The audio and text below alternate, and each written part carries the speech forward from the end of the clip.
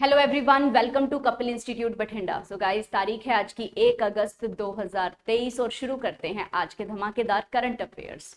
तो सबसे पहला सवाल है हमारे पास, हाल ही में जॉयदीप रेलवे स्टेशन, देखिए सवाल क्या है हमारे पास। रिसेंटली जॉयदीप रेलवे स्टेशन की इंप्रूवमेंट के लिए एक मेमोरेंडम ऑफ अंडरस्टैंडिंग साइन हुआ है किन कंट्रीज के बीच में।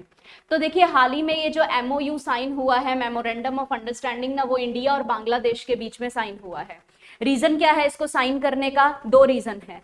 एक तो जो इंटरलॉकिंग सिस्टम होता है, इंटरलॉक सिस्टम होता है सिग्नल्स के लिए, ठीक है, तो इसको कहते हैं सिग्नल इंटरलॉकिंग सिस्टम। ठीक है, ये हमेशा से चलता आ रहा है, सदियों से चलता आ रहा है, हर एक रेलवे में चलता है। इस सिस्टम को जो है ना कंप्यूटराइज्ड करना है, कंप्यूटर बेस इसको बनाना है, ठीक है जी, कि कंप्यूटर से चले, सॉफ्टवेयर्स अपलोड हो ताकि गलतियां थोड़ी सी कम हो। मैनुअली करते हैं तो गलतियां होती हैं। अभी वो ट्रेन का मिसहैप हुआ था, हादसा हुआ था इतना बड़ा, 3 ट्रेन आपस के अंदर जो है टकराई थी ओडिशा में।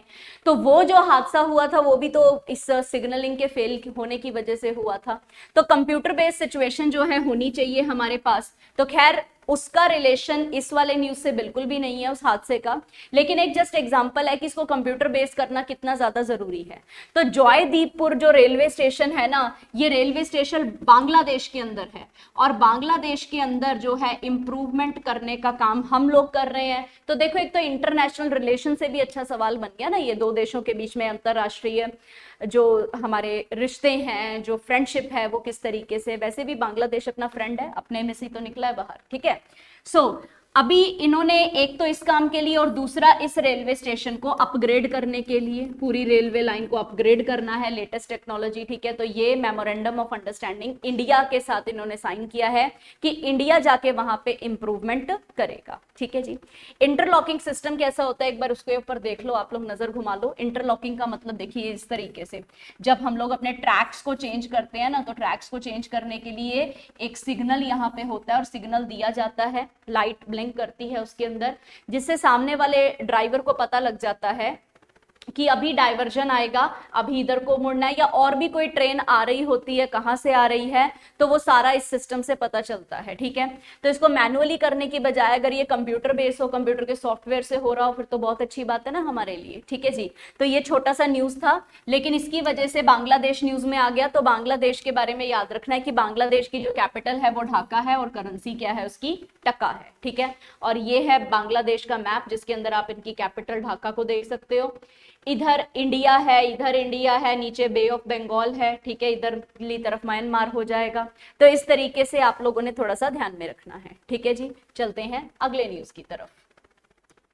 अगला न्यूज क्या है हमारे पास? न्यूज है G20 working group disaster risk reduction के ऊपर जो सबमिट हुआ है वो कहां हुआ है हाल ही में। सबसे पहले तो ना बेटा क्वेश्चन समझो, G20 का मतलब क्या है? ग्रुप ऑफ 20 नेशंस जो कि काम कर रहे हैं, वर्किंग ग्रुप है। इंडिया के पास ग्रुप 20 की प्रेसिडेंसी है, जिसकी वजह से इंडिया जो है इस साल में मीटिंग्स पे मीटिंग्स कर रहा है दबा के, ठीक है जी।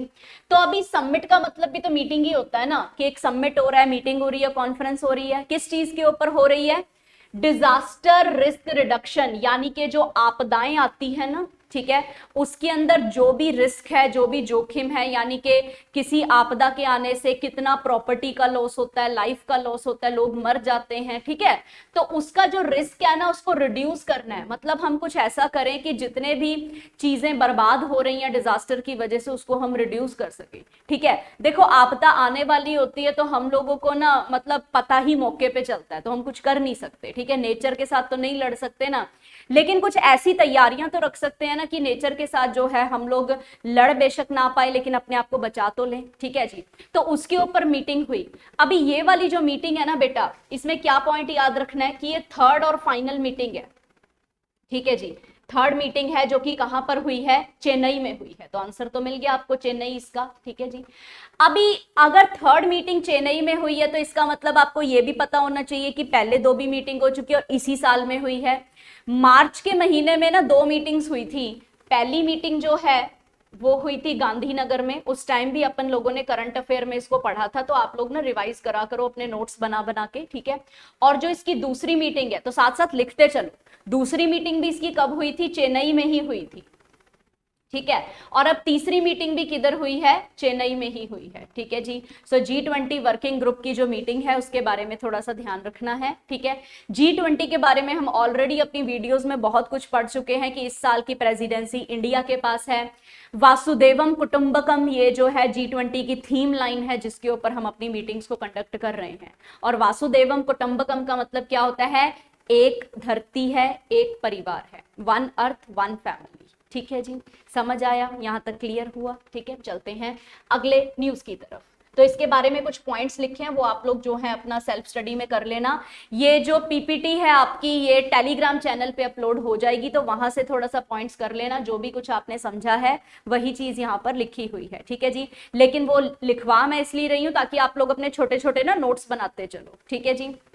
अच्छा, मैमी मिजोतोरी जो है ये स्पेशल रिप्रेजेंटेटिव यूनाइटेड नेशन की तरफ से ये आई थी इस मीटिंग के लिए पार्टिसिपेट करने के लिए, ठीक है। तो इनका नाम याद रख लेना, ठीक है।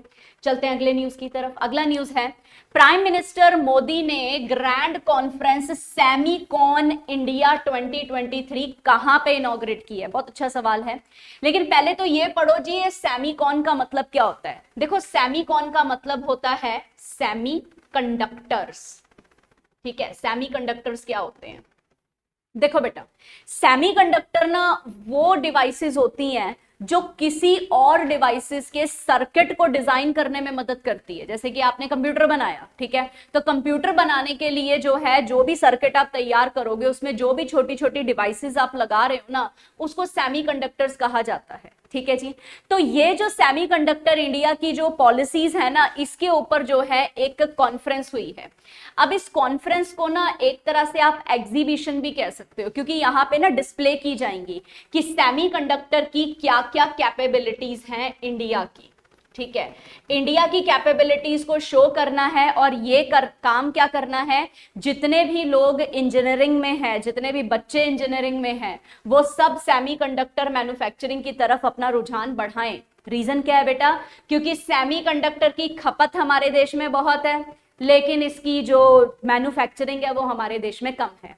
हमारे देश में सबसे ज्यादा गुजरात के अंदर ही जो है, सबसे ज्यादा गुजरात के अंदर ही सेमीकंडक्टर्स का मैन्युफैक्चरिंग होता है, तो टॉप करता है गुजरात मैन्युफैक्चरिंग के अंदर, ठीक है। लेकिन एक्सक्यूज मी, लेकिन सेमीकंडक्टर सबसे ज्यादा हम लोग इंपोर्ट करवाते हैं। कहां से इंपोर्ट कराते हैं बेटा, ताइवान से।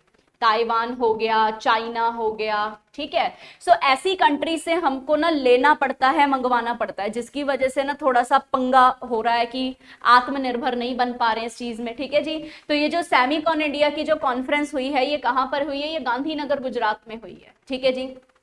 तो इस मीटिंग के माध्यम से लोगों को यह बताना है कि हमें इस फील्ड में भी आत्मनिर्भर बनना है, ठीक है। तो इस न्यूज को याद रखना है कि ये सेमीकॉन इंडिया की मीटिंग कहां पर हुई है, मोदी जी ने कहां पे इसका उद्घाटन किया है, सेमीकंडक्टर्स क्या होते हैं ये पता होना चाहिए। गुजरात टॉप है हमारे देश में सेमीकंडक्टर प्रोडक्शन के अंदर, और सबसे ज्यादा हम इंपोर्ट ताइवान और चाइना से जैसी कंट्री से करवाते हैं, और इस इंपोर्ट को ही बंद करने के लिए हम लोग चाहते हैं कि हमारा देश जो है वो आत्मनिर्भर बने, ठीक है जी। सो ये था इस मतलब तीसरा क्वेश्चन हमारे पास। तो सेमीकंडक्टर्स आप लोग देख लीजिए, देखो कितनी सारी डिवाइसेस हैं, इन सभी डिवाइसेस में कहीं ना कहीं आप लोग सेमीकंडक्टर का इस्तेमाल देख ही रहे हो। कंप्यूटर में देख रहे हो, इधर लेजर में देख रहे हो, इधर एक्सरे में देख रहे हो, जहां पे भी ये सारी चीजें हैं सब जगह आप लोग कहीं ना कहीं सेमीकंडक्टर का यूज देख ही रहे हो।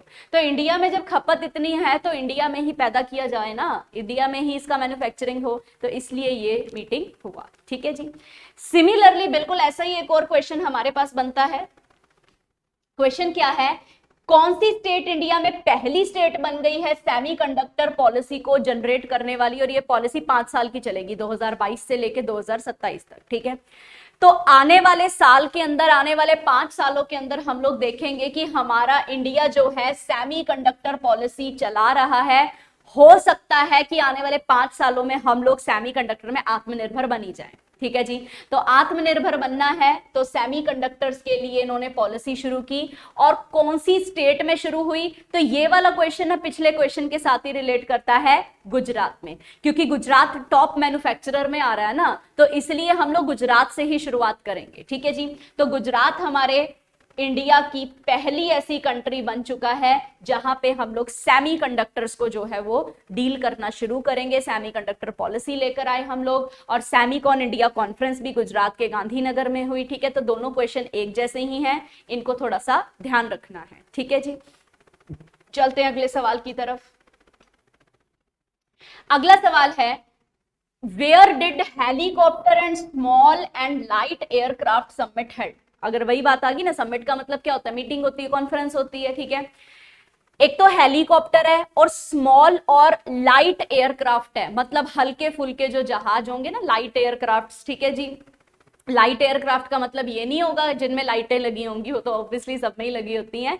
लाइट एयरक्राफ्ट का मतलब होता है जो हल्के फुल्के विमान होते हैं लेकिन काफी ज्यादा अच्छी उनकी स्पीड होती है।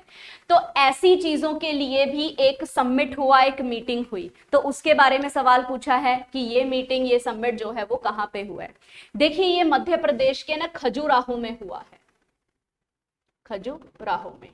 ठीक है, तो खजुराहो में ये जो मीटिंग हुई है ना, ये 5वीं मीटिंग हुई है, 5th मीटिंग हुई है। तो सीधी सी बात है, देखिए हेलीकॉप्टर और लाइट एयरक्राफ्ट्स के अंदर हम लोग बहुत ज्यादा अपने आप को आगे लेके जाना चाहते हैं, उसको इंप्रूव करना चाहते हैं, तो मेन रीजन तो यही है। ठीक है जी, तो अगर इसका एम, वैसे तो पेपर में नहीं पूछा जाता बेटा, लेकिन अगर एम बाय चांस पूछा भी जाता है तो इसका सिंपल सा मतलब है कि इनकी जो प्रोडक्शन है देश के अंदर बढ़ानी है, दैट्स इट। ठीक है जी, प्रोडक्शन इंप्रूव करनी है।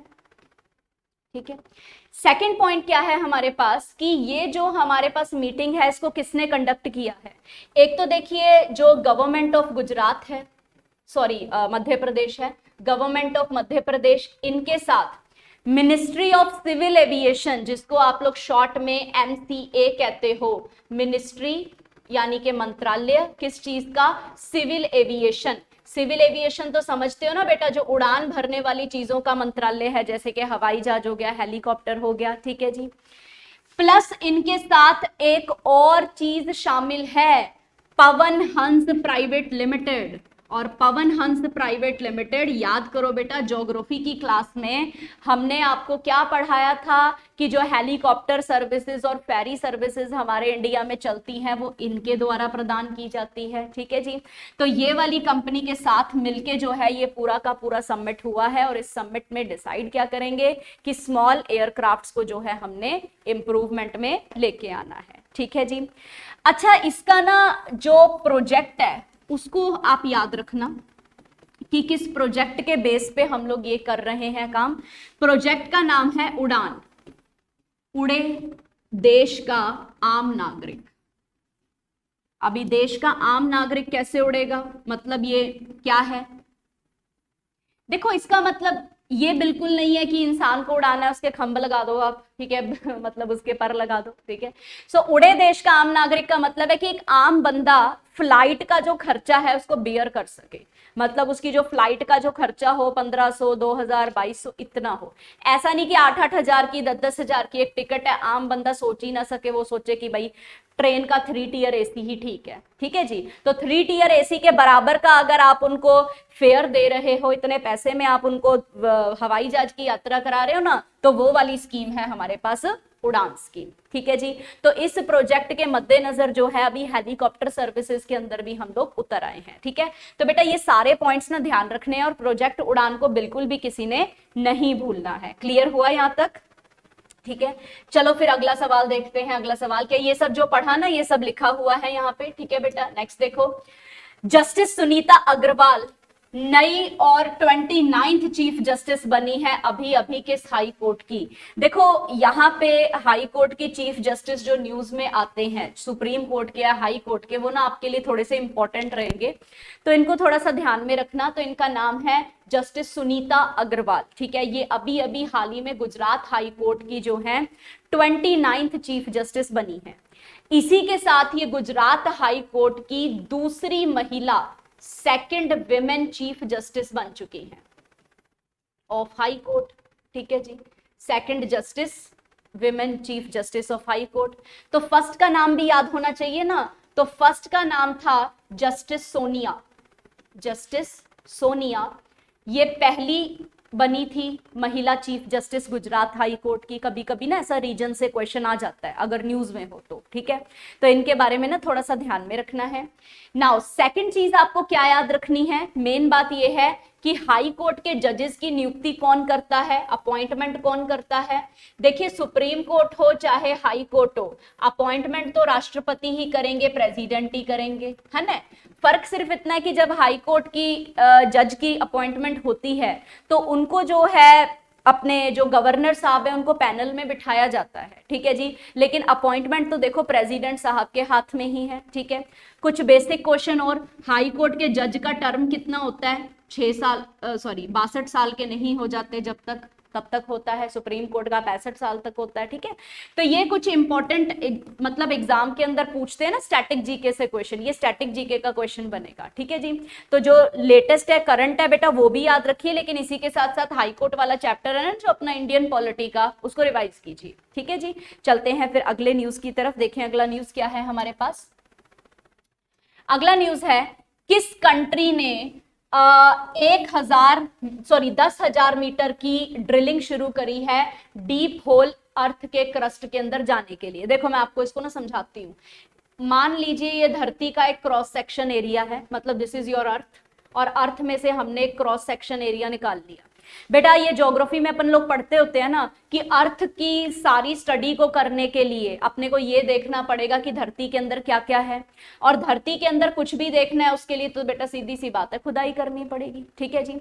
तो धरती में खुदाई की हुई है, ऐसी बात नहीं है, हर एक कंट्री करती है, ठीक है, कोई ना कोई रिसर्च करता ही रहता है, ठीक है। अभी सवाल आया है कि ये वाली जो कंट्री का नाम हम यहाँ पे देखने वाले हैं ना कि जिन्होंने इतनी गहरी खुदाई करनी शुरू की है, मतलब कर रहे हैं, ये कौन है, ये चीन के लोग हैं, चाइना है, ठीक है। कोरोना का आविष्कार करने के बाद अब ये कुछ नया आविष्कार करने जा रहे हैं, सो इसलिए ये लोग अभी अर्थ के अंदर गहराई में उतर के देखेंगे, ठीक है जी। लेकिन जनाबे आली ये इनकी कंट्री का सबसे, मतलब आप कह सकते हो डीपेस्ट होल हो सकता है इनकी कंट्री का, ठीक है। तो याद रखना ये इनकी कंट्री का सबसे डीपेस्ट होल हो सकता है, लेकिन ऑलरेडी एक कंट्री सबसे डीपेस्ट होल बहुत पुराने समय में कर चुकी है रिसर्च करने के लिए, और वो डीपेस्ट होल का जो नाम है वो नाम आपको बेटा पता होना चाहिए। क्या नाम है उस डीपेस्ट होल का? नाम है Kola super deep, Kola super deep, और ये है जनाबे आली रशिया में, कोला सुपर डीप रशिया। ये डीपेस्ट ड्रिलिंग आज तक की जो हम लोगों ने की है धरती को स्टडी करने के लिए, ठीक है। और ये जो सुपर डीप है ये करीब करीब 12,212 मतलब मीटर का है, meter not feet, meter, feet में तो बहुत ज्यादा चला जाएगा, 40,000 पे क्रॉस करेगा, ठीक है। और ये वाला जो है ये 10,000 मीटर का है, ठीक है जी। तो इसलिए सबसे डीपेस्ट तो यही रहेगा जो आप बचपन से लेके आज तक ज्योग्राफी की बुक्स में पढ़ते आ रहे हो अभी तक तो, ठीक है। चाइना जो है इससे थोड़ा कम ही है, 10,000 पे टिका पड़ा है वो अपना, तो 10,000 का वो देखते हैं, खुदाई कर रहा है, देखते हैं नई क्या खोज करके लाता है। मेन जो खुदाई करने का रीजन होता है ना वो खोज होती है, ठीक है। तो देखेंगे कि ये क्या खोज करना चाहते हैं, क्या नई चीज डिस्कवर करना चाहते हैं हमारी धरती के अंदर। इस डीप ड्रिलिंग के माध्यम से हम वैसे भी काफी चीजें अर्थ के अंदर देख चुके हैं, ज्योग्राफी की किताबों में आप लोग पढ़ते ही हो, ठीक है। लेकिन अभी ये सवाल न्यूज में है तो इसको ध्यान रखना है। ये सवाल न्यूज में आने की वजह से ये वाला क्वेश्चन अपने आप ही इंपॉर्टेंट हो गया, ठीक है जी। तो इस क्वेश्चन को बिल्कुल नहीं छोड़ के जाना आपने, ठीक है, ध्यान में रखना है। चलते हैं बेटा अगले न्यूज की तरफ। तो देखिए अगला न्यूज हमारे पास क्या है, ये पॉइंट्स लिखे हैं बेटा, देख लेना, पढ़ लेना। अगला न्यूज है हमारे पास, नेशनल थर्मल इंजीनियर डे हम कब मनाते हैं। देखो बहुत ही बेसिक सा क्वेश्चन है कि ये वाला डे हम कब मनाते हैं, लेकिन उससे पहले ये तो जान लो कि थर्मल इंजीनियर होते कौन है बेटा। जो इंजीनियर्स हीट और एनर्जी के अंदर काम करते हैं और इनके ट्रांसफर्स के अंदर काम करते हैं, ठीक है। आप लोग पढ़ते होंगे ना बचपन से कि एनर्जी ना तो कभी क्रिएट की जा सकती है ना डिस्ट्रॉय की जा सकती है, उसको एक फॉर्म से दूसरी फॉर्म में सिर्फ और सिर्फ ट्रांसफर किया जा सकता है। तो हमारी हीट और एनर्जी को जो ट्रांसफर किया जाता है ना उसकी स्टडी करने वाले को हम थर्मल इंजीनियर कहते हैं। तो मैकेनिकल इंजीनियरिंग का आगे फर्दर एक पार्ट होता है जिसको थर्मल इंजीनियरिंग कहते हैं, ठीक है। और थर्मल इंजीनियर जो हैं वो काफी योगदान देते हैं हमारे देश में पावर सप्लाई के लिए। तो ऐसे लोगों के लिए भी दिन मनाए ना, अगर इंजीनियर्स डे मनता है तो इनके लिए भी तो मनाए हम थर्मल इंजीनियर्स डे, ठीक है। तो थर्मल इंजीनियर्स डे बेटा हम हर साल जो है 24 जुलाई को मनाते हैं और 2014 से मनाना शुरू किया हमने, ठीक है। तो सिंस 2014 हम इसको सेलिब्रेट कर रहे हैं। तो ये वाला पॉइंट एक थोड़ा सा ध्यान में रख लेना, ठीक है जी, थर्मल इंजीनियर्स डे के बारे में। और फिलहाल जो है हमने जो मनाया है, जो दिन है, उस दिन को याद रख लेना, बस बहुत बेसिक से सवाल बनेंगे, ठीक है। थीम वगैरह इनकी कोई नहीं है, तो न्यूज में इन्होंने खुद ही कहा है कि कोई थीम नहीं है, जस्ट हम याद करा रहे हैं कि थर्मल इंजीनियर्स का पावर सप्लाई में कितना बड़ा योगदान है हमारे देश में, ठीक है जी, तो ध्यान में रखना है।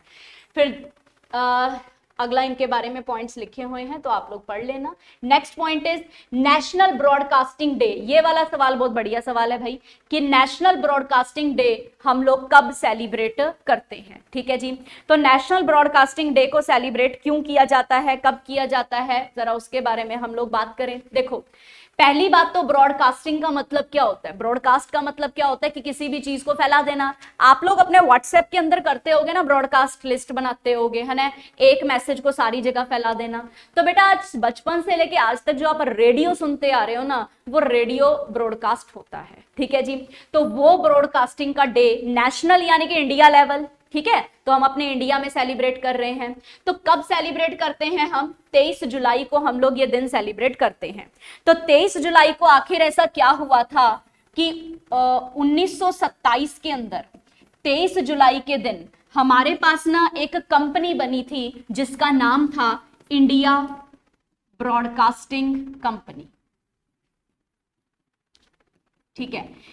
इंडिया ब्रॉडकास्टिंग कंपनी हमारे देश की, हमारे भारत की बेटा पहली ब्रॉडकास्टिंग कंपनी थी, लेकिन 3 साल के अंदर अंदर ये बंद हो गई क्योंकि इसने बहुत मंदी का सामना किया, रिसेशन का सामना किया, ठीक है जी।